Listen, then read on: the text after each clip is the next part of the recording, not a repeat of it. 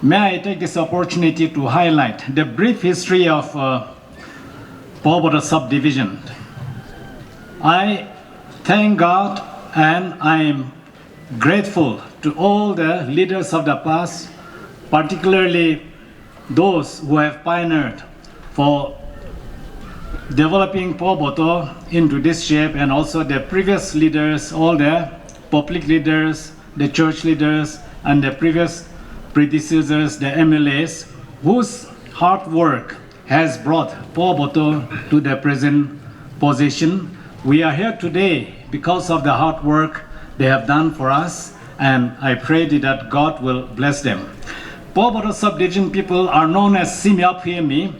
Apuyemi means first settlers, because Semi first settled in this part of the land, and from here they migrated to various parts of Pughoboto district. Pughoboto town is nestled on the prominent foothills of Pughoboto, Mount Pughoboto, and if the people may agree, the majestic rising mountain should receive the grand name, the Jewel of Pughoboto. Pughoboto subdivisional headquarters was first established in the year 1943 at Natsimi village, the land to start the school, where there were lots of Pughobo trees. In Simi, Pughobo means the name of the tree, which in English is known as Quercus oak tree family, and the whole place was covered with dense Pughobo trees. Therefore, this place came to be known as Pughoboto. Thereafter, in the year 1945, the school was established and in the old Pughoboto town, and then shifted from Natsimi village, the old Pughoboto town, to the present Pughoboto Government High Secondary School site in the year 1948 to provide education to the neighboring 24 villages, including the Saptika area, who had put all their efforts in developing Pughoboto, especially the school and the Pughoboto range. And the land was freely donated by the adjoining Mishilimi village. In 1948, Mishilimi donated the land, and Pughoboto became the first administrative headquarters, with the setting up of the first bench court, with Led Kakudirali as the chairman of the bench court. In 1958, it was upgraded to area superintendent, with Led Tui Mukhago as the area superintendent, and which was later upgraded to the circle officer with Sri Chetri, and then again upgraded to ESC in the year 1973, then to SDO Civil in the year 1982, respectively. And the long-awaited dream was finally realized when it was ultimately upgraded to full-fledged subdivisional with ADC in the year 1986. Pughoboto is one of the oldest subdivisions in the state, with 24 government-recognized villages, with the status of a separate district election and a separate subdivisional planning developmental board. The subdivision is bounded by our Angamis in the south, the Chakasangs in the east, Rengmas and Lotas in the west, and Atuize and Sataka area in the north. It consists of 4 mountain ranges interspersed by the rivers of Doyang, Tsi, and Kucho. The subdivision is divided into 2 administrative circles, namely Pughoboto and Ratashi subdivision. Pughoboto range. The Pughoboto range consists of 5 recognized villages, and the Askika range consists of 5 villages. Ratashi range consists of 9 villages. Then Keti range consists of 5 villages. I would like to draw a special attention of our Honorable Chief Minister, and also the Cabinet Ministers and the Honorable Advisors and the MLAs, and also the government bureaucrats who are here. A brief comparison of Pughoboto with Kipri, Peren, and Siminu.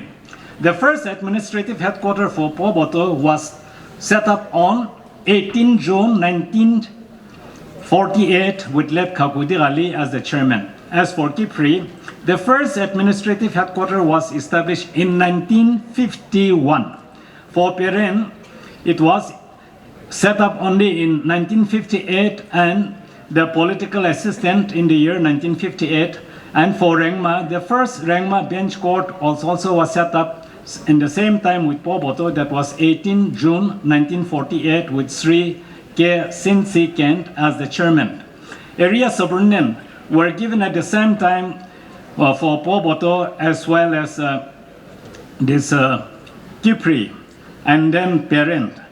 But then the circle officer was also given in the same year, 1958, for Pughoboto. Kipri got it only in 1956. Parent got it only in 1963. Today, where Pughoboto is, we are behind all this because Kipri and Parent got district on 24 January 2004, whereas Seminyu got on the 18th of December 2021. Pughoboto, the oldest division in the state of Nagaland, is 20 years behind the district of Kipri, Parent, Seminyu in terms of development, and this requires a special attention of our Honorable Chief Minister and the government. And as we all know that under the dynamic and able leadership of the Honorable Chief Minister of Nagaland, Sri Nipiro, the people of Nagaland are bearing the fruits of politics and good governance, which weight in terms of peace, economic development, elevation of poverty by improving the quality of life of its citizens, promoting the freedom of speech, liberty, religion, language, and overall progress of the society. The result is that the happiness of the citizens of the great Indian nation, which celebrates its unity in diversity. The unique example of drawing all the 60 elected members coming from different political parties to form a oppositionless government with an objective of solving the long protracted Naga political issue under a unified umbrella, and a strong testament of strength and unity forged and under the dynamic and visionary leadership of the Honorable Chief Minister of Nagaland, Sri Nipiro, aims at solving the protracted Naga political issue, and the result of which is the formation of the Political Affairs Committee to further facilitate permanent peace in the state of development, peace and prosperity. We are all witnesses to the development projects in the state of Nagaland at the speed unknown since PDA government came to power. The facilities enjoyed by the common people at the present time have doubled, if not tripled. Even the poorest farmers no more worry about food, unlike the olden days. Besides the viable infrastructure development, innovative policies like the Year of Farmer and the Year of Youth Empowerment, and schemes like the Chief Minister Microfinance, Chief Minister Health Insurance Schemes, and the upcoming Chief Minister Insurance Schemes have really rendered development and the progress of our society. Our well-being for today and tomorrow is well assured under the able Chief Minister Sri Nipiro. And we are all confident and thankful to the Honorable Chief Minister, the Cabinet Ministers, advisors, MLAs, and the bureaucrats for their timely intervention in making payment for the compensation of 49.49 acres of land, where we have marked every inch of the land for further development of Pughoboto subdivision. The new administrative complex inaugurated today will not only benefit the general public, but it will specialize, structure, maintain rationality and predictability, ensuring stability in the functioning of the government.